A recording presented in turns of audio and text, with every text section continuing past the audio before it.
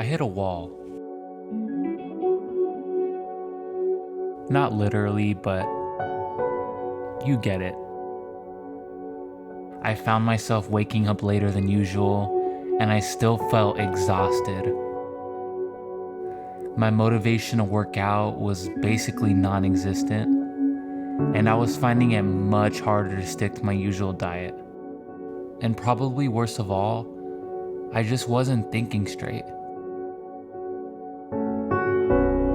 I couldn't for the life of me grasp the flow of creativity and ideas like I usually do.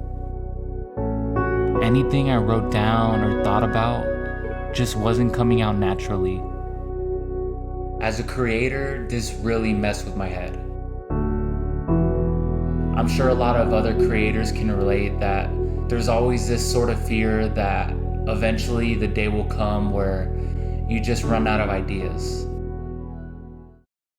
At first, I wasn't too worried about feeling like this. We're all gonna experience and have those bad days. They're inevitable. The thing is though, for myself, I'm usually able to push through these days. I know when I'm just being lazy, and I can say that I'm fairly self-motivated. And I can usually gather up enough strength or find some type of motivation within myself to push through days like this. But this time, it just felt different. So I let myself feel like this for a couple days. That's really just another way of saying I ate what I wanted to. I honestly didn't work out that hard, and I binge watched Ozark. Given you really solid information about cases that you care about and you haven't taken it, have you ever stopped to think about why? And then I came across a video from one of my favorite YouTubers, Nathaniel Drew. The video was called Why You're Not Thinking Clearly. And this is a terrifying feeling for me because if I can't think clearly, I can't tell the stories that I want to tell. I can't convey the message that I want to convey. I can't be present in my experiences. I feel very strongly that I've pinpointed where this is coming from, and I'm calling it information fatigue. And then it finally hit me. Although I wasn't completely aware of it, I was consuming way too much information. This is actually a real thing in scientific literature. It's called information overload. Information overload occurs when the amount of input into a system exceeds its processing capacity. And nowadays, it's so much easier to fall victim to this. More than any time in history, we are surrounded with infinite streams of easily accessible information. And the information is not just mainstream news from the TV or the internet. It's the timeline on your IG and Twitter. It's the comments and likes on your photos and videos. It's the YouTube videos you watch. It's the podcasts you listen to. And it's the shows you watch on Netflix. Really, the list just keeps going on. We don't really realize it at the moment, but the endless amount of information that we consume is all somehow stimulating your brain. All of it requires some sort of processing power by your brain. When we don't take the necessary time to unplug, we experience this sort of information fatigue.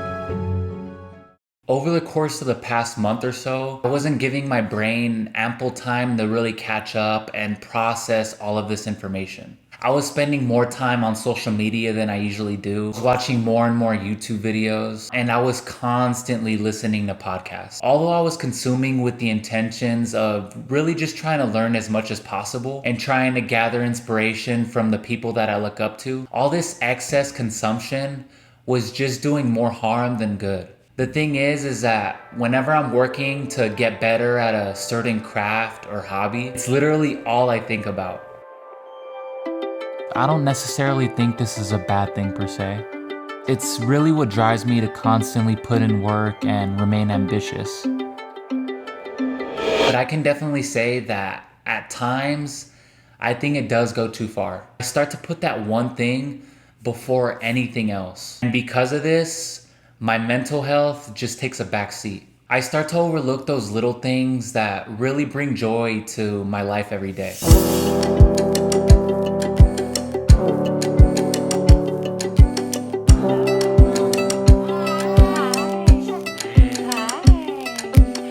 I don't don't spend that essential and necessary time with my family. I stop checking up on my friends. And my intentions for why I'm putting all this time and effort in the first place just start to veer in the wrong direction.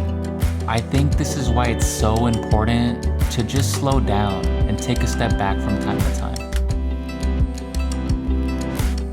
And don't get me wrong, I wholeheartedly believe that having all of these resources at our disposal is a great thing. We live in a time where self-education is easier than ever. We can literally learn anything about everything. We're able to extract motivation and gain inspiration from the most ambitious and successful people of our generation.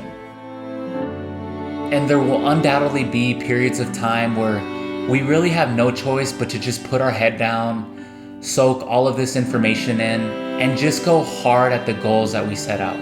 But the point that I'm really trying to make is that keeping a balance is the most important thing. When we allow ourselves that time to slow down, unwind, and really just embrace that present moment, it actually allows us to maintain that ambition and hard work even longer.